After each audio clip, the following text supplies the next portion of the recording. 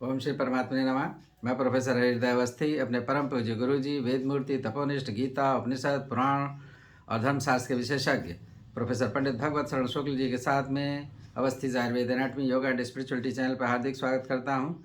हम लोग गीता के 18वें अध्याय में हैं और 65वें श्लोक से आगे भगवान कृष्ण कह रहे हैं कि जो भगवत भक्ति है उससे क्या लाभ है और उसका फल क्या है, और उस पर अब जो भगवान कृष्ण ने कहा है वो गुरु जी के श्री मुख से हम लोग सरल भाषा में सुनेंगे। तो चलते हैं गुरु जी की ओर।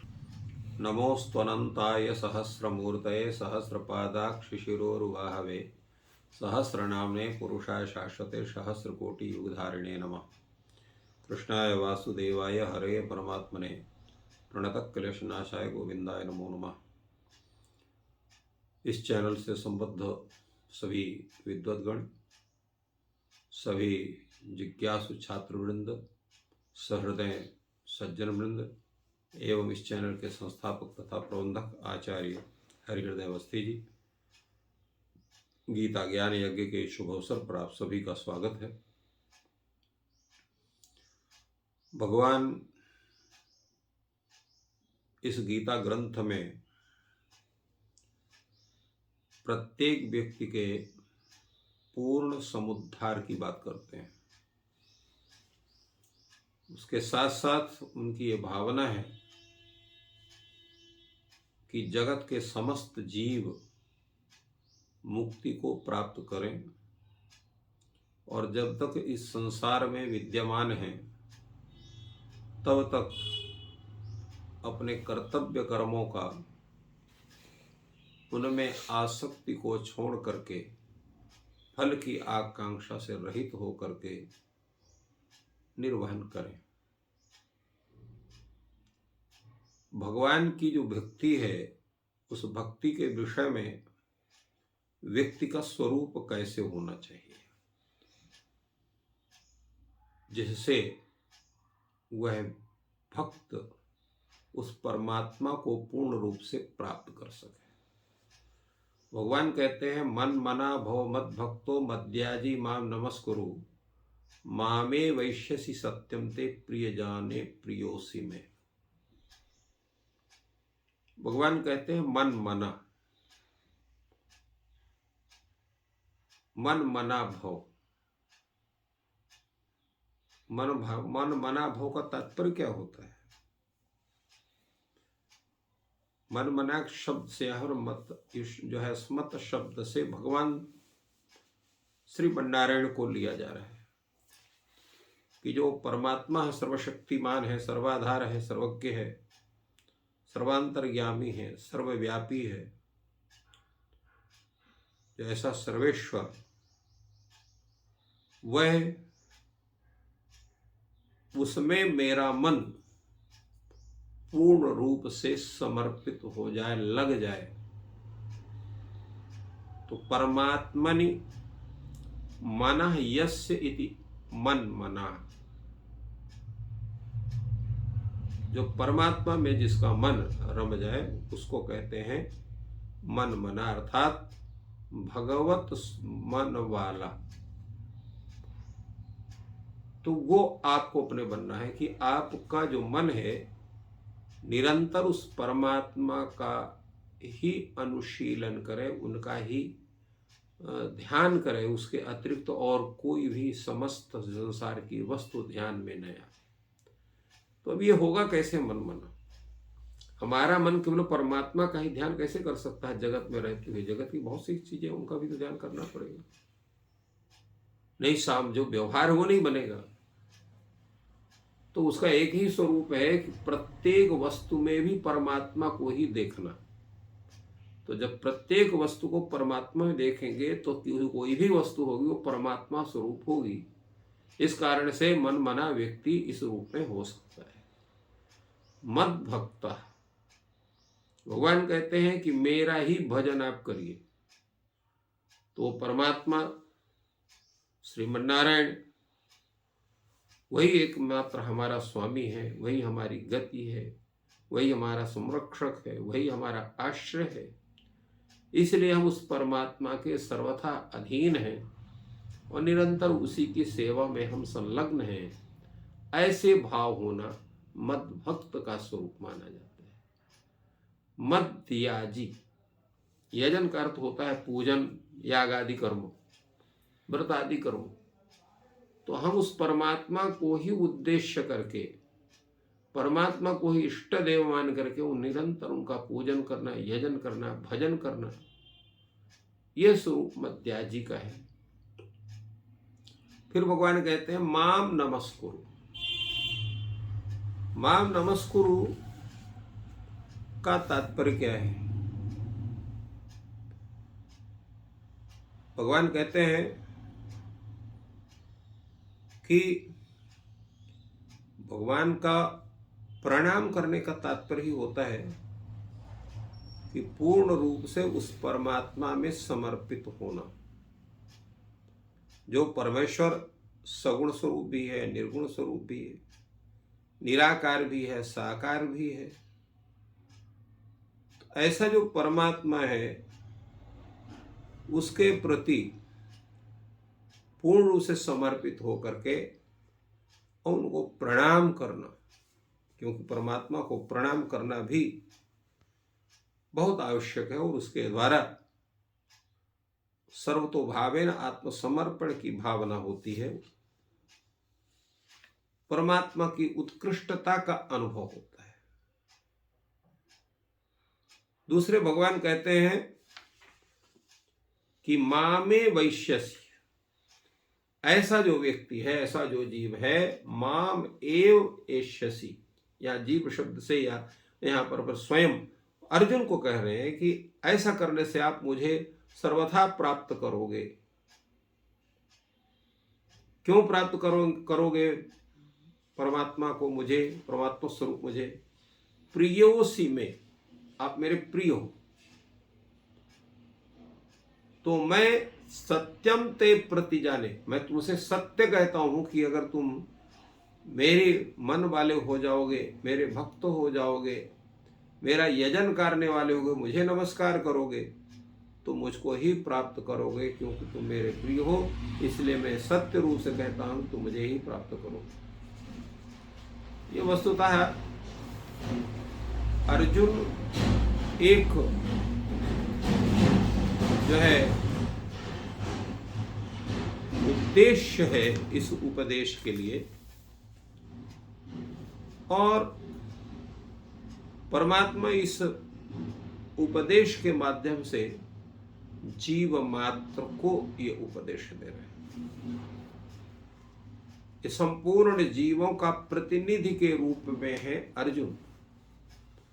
इसलिए भगवान उसको कहते हैं कि प्रत्येक जीव जो अपना उद्धार चाहता है उसे निरंतर अपने मन को परमात्मा में लगाना चाहिए।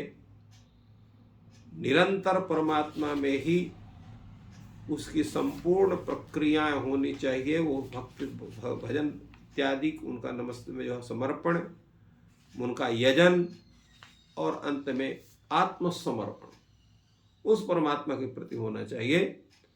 तब वह व्यक्ति जो है उस परमात्मा को सर्वथा प्राप्त करता है, अर्थात उसे कभी भी पृथक नहीं होता है। यही रहस्य है इस पद्य का। और आगे श्लोक भी उसी की संपूर्णता के रूप में है। सर्वधर्मान परित्यज्य मामेकं शरणं व्रज अहम त्वा सर्वपाप्येभ्यो मोक्षयिष्यामि मा शुचः। यहाँ भगवान कहते हैं कि सर्वधर्मान, इसका लोग बहुत गलत अर्थ करते हैं। कहीं कहीं कहते हैं सभी कर्मों को छोड़ दीजिए, सभी धर्मों को छोड़ दीजिए और बिना धर्म के रहिए। विश्व का ऐसा कोई प्राणी नहीं है जो किसी भी धर्म का आश्रयण न करता हो। धर्म क्या है? मानवीय मूल्य जो मनुष्य को मनुष्य बनाते हैं, वो ही मूल्य कर्तव्य कर्म धर्म शब्द से कहे जाते हैं। तो यहाँ पर मानवीय मूल्यों का त्याग करके आप नहीं रख सकते हैं, अथवा मनुष्यता ही समाप्ति आपकी हो जाएगी। मनुष्य तो वही है जो मनुष्य के लिए जिए, जो दूसरे मनुष्यों का परोपकार कर सके, वो मनुष्य है। तो आपका परोपकार त्रिभाव अगर समाप्त हो जाता है तो आपका मनुष्यत्व ही समाप्त हो जाता है। तो वो धर्म तो आपको मानना ही पड़ेगा, चाहे वो किसी देश के आप हों, चाहे किसी भी संस्कृति के उपासक हों, चाहे किसी संप्रदाय के या मजहब के आप अनुयायी हों, कोई ना कोई तो आपका एक है जिसको आपको मानना पड़ेगा, उसको आप छोड़ करके नहीं रह सकते हैं। जो कह दे मैं किसी भी धर्म को नहीं मानता तो उसको भी मानवीय धर्म तो मानना ही पड़ता है। तो इसलिए इस धर्मों का, सभी धर्मों का त्याग नहीं कर सकते हैं। इसलिए धर्म शब्द यहाँ पर क्या कर्तव्य कर्म अर्थ के रूप में है। सर्वधर्मान परित्यज्य अर्थात संपूर्ण कर्तव्य कर्मों को आप त्यागो। तो त्यागने का मतलब क्या है? कर्तव्य कर्मों का भी पूर्ण त्याग नहीं हो सकता है, क्योंकि भगवान पूर्व में कहा है नहीं कश्चित् क्षणमपि जात तिष्ठत्य कर्मकृत, एक क्षण भी कोई बिना कर्म किए नहीं रह सकता है। तो सर्व कर्मों, कर्तव्य कर्मों का त्याग का तात्पर्य है कि फल की आकांक्षा को पूर्ण रूप से त्याग करना। तो जैसे उसका त्याग हम करते हैं, और उनको त्याग करने का तात्पर्य है कि उनके कर्म फलों को त्याग करके और उनको भी भगवत कल्याण कर्म के रूप में उनका जो है निर्वहन करना। और मामेकम शरणम ब्रज, सर्वशक्तिमान जो परमात्मा है श्रीमन नारायण स्वरूप मैं हूं, भगवान अपने के लिए कह रहे हैं कि केवल आप मेरे शरण में आ जाओ। तो कहे आपके शरण में आने से लाभ क्या होगा? तो भगवान ने कहा कि लाभ ये होगा कि अहम त्वा सर्व पापेभ्यः मोक्षयिष्यामि, मैं तुमको संपूर्ण पापों से मोक्ष दिला दूंगा। अर्थात जितने भी तुम्हारे पाप कर्म हैं उन पाप कर्मों से मैं तुमको जो है मुक्त कर दूंगा, निष्पाप हो जाओगे। इसलिए मां शुचः, तुमको शोक करने की आवश्यकता नहीं है। तात्पर्य है अगर कोई व्यक्ति आपके सभी उत्तरदायित्वों को निर्वहन करने के लिए तैयार हो जाए तो आप क्या करोगे? आप बड़े प्रसन्न हो जाओगे। कोई व्यक्ति कर दो, आप बिल्कुल निश्चिंत रहिए, आपके जितने कार्य हैं सब हम आपको सिद्ध कर देंगे, बस खाली इतना है कि आप हमको अपना मान लीजिए। भगवान भी ये कह रहे हैं कि आप जितने कर्तव्य कर्म हैं उनमें दो चीज का त्याग करना। वो दो चीज क्या है? आसक्ति और फलेच्छा। इन दोनों को त्याग कर दीजिए तो सर्वधर्मान परित्यज्य का स्वरूप बन गया। और जिनके जिनके भरोसे आप रहना चाहते हो सबका भरोसा त्याग करके केवल हमारे भरोसे में आ जाइए। मामेकम शरणम ब्रज। तो अहम त्वा सर्व पापेभ्यः मोक्षयिष्यामि। अब ये सभी पापों का मतलब क्या होता है? तात्पर्य यह है कि हम जो भी कर्म करते हैं, चाहे शुभ कर्म करें चाहे अशुभ कर्म करें, और उसमें यह नहीं है कि इस जन्म के विषय में तो हम सोच भी सकते हैं या कुछ हमको याद भी होंगे कि इन कर्मों को हमने किया, इन कर्मों को नहीं किया है, किंतु पूर्व जन्म में जो हमारे कृत कर्म है वो उनके भी संस्कार, उनके भी वो पाप और पुण्य स्वरूप वो हमारे आत्मा से संबद्ध है, उनका भी फल भोग हमें करना है। तो वो फल भोग हम करेंगे तो अनेक योनियों में प्राप्त होंगे। मनुष्य योनि है, पशु योनि है, कीट योनि है, पतंग योनि है,